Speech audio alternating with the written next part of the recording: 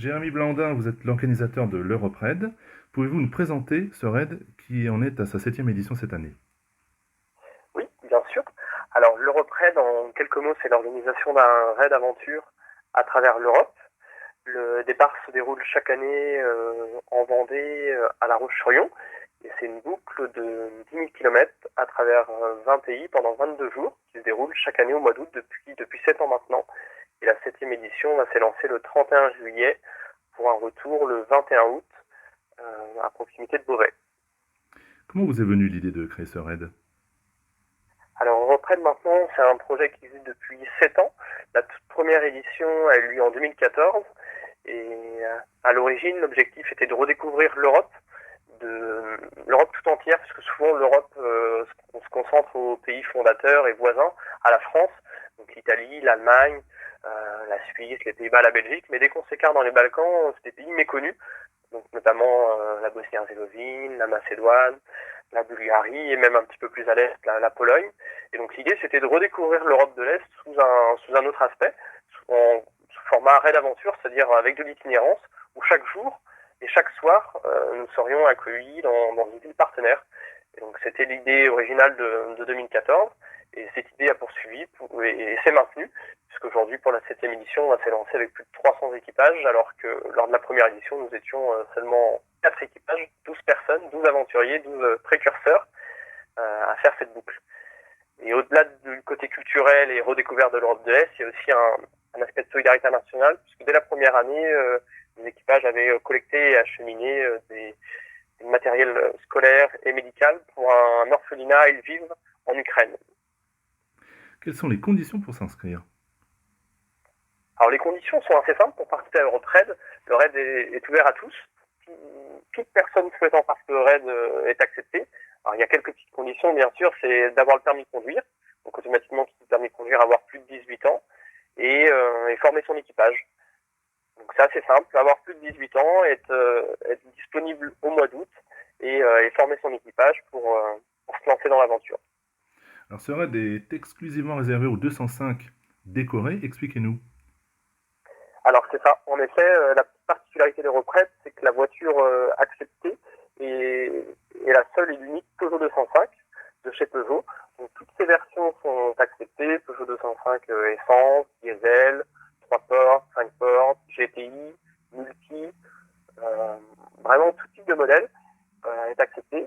La seule condition, c'est qu'elle soit préparée un minimum. Donc préparée, ça veut dire remise en état mécaniquement pour pouvoir parcourir les 10 000 km sans problème, et décorée. Donc décorée, c'est pour le côté folklorique de l'événement. Donc décorée via sa belle robe, donc soit une peinture, soit le système de décoration adhésif, soit des améliorations techniques, une galerie, des décorations extérieures. La décoration est libre, mais elle doit avoir un minimum d'originalité pour ne pas passer inaperçue à travers les 10 000 km de l'itinéraire. Alors l'autre particularité, c'est que les équipages sont composés de 3 coéquipiers. C'est ça. Un équipage est composé de 3 personnes. C'est une petite particularité puisque dans la majorité des événements, souvent un équipage est pour habitude de 2 coéquipiers, pilote-copilote. Et nous, on a un troisième coéquipier, c'est le copilote de secours, ce qui permet d'avoir une meilleure rotation, une meilleure ambiance et un meilleur dynamisme dans la voiture. Alors quel est le parcours et combien de kilomètres faites-vous en moyenne par jour? Alors le parcours de l'édition 2021 est en préparation. En règle générale, c'est un parcours qui fait moins de 10 000 km, entre 9 800 et 10 000 km. Après, il y a toujours les détours pour aller aux étapes, tous les petits détours, donc ça fait une boucle de 10 000 km. Et alors à titre d'indication, c'est une boucle qui part de l'ouest de la France, donc de la Vendée de La Roche-sur-Yon. Et on commence par les pays voisins, donc France, Suisse, Italie, Autriche, Slovénie, Croatie. Donc là, on descend dans les Balkans, l'ex-Yougoslavie, le Monténégro, l'Albanie, la Grèce, la Macédoine, la Bulgarie, la Roumanie.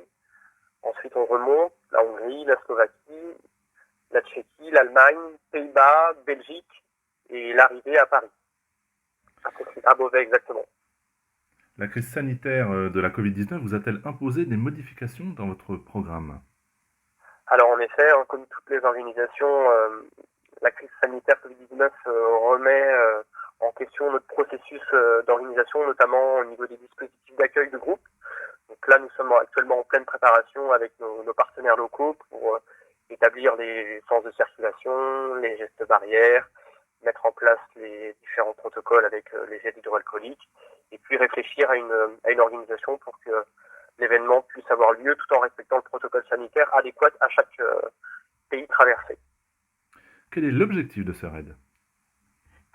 Alors c'est un double objectif, comme on l'a dit tout à l'heure dans sa présentation. Un premier objectif, c'est un objectif culturel, redécouverte de l'Europe au sens large, l'Europe de l'Ouest et l'Europe de l'Est et l'Europe centrale, et un objectif de solidarité aussi, puisque chaque équipage collecte et achemine plus de 70 kg de fournitures scolaires, médicales et aussi sportives, qui est déposé lors de 4 actions, principalement dans les Balkans. Est-il encore possible de s'inscrire pour l'édition 2021? Alors à ce jour, les inscriptions pour l'édition 2021 sont quasiment bouclées. Il reste quelques places pour ceux qui souhaitent se lancer, mais le planning et le timing restent assez serrés.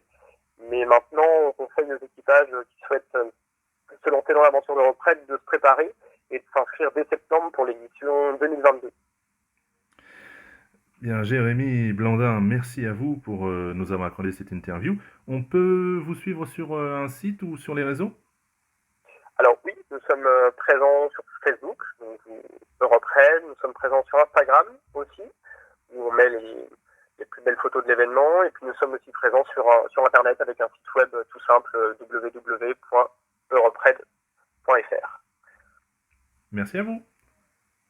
Merci, à bientôt.